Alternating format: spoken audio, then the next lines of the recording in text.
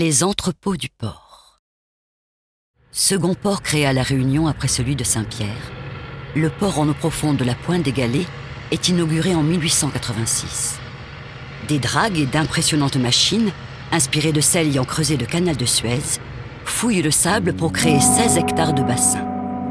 En 1886, il n'existe pas encore de quais, mais des appontements en bois sur lesquels se trouvent des machines à vapeur destinées à la manipulation des marchandises.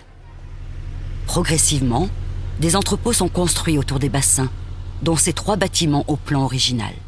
Entre les 2 darses, on aménage un terre-plein de 86 mètres de large. La butte de terre d'origine est décaissée afin que le niveau côté bassin soit plus bas que celui côté terre-plein.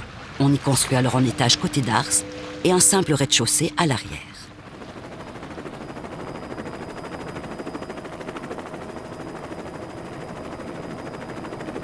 Implantés en plein cœur du port de la Pointe des Galets, ces 3 bâtiments initialement conçus en bois ont été plusieurs fois transformés et reconstruits en béton dans les années 1960.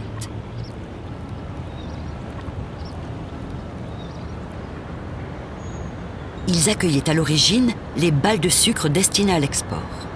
Descendues jusqu'au niveau du quai, grâce à un ingénieux système de trappes et de rampes, elles étaient acheminées via les rails de chemin de fer installés sur l'esplanade.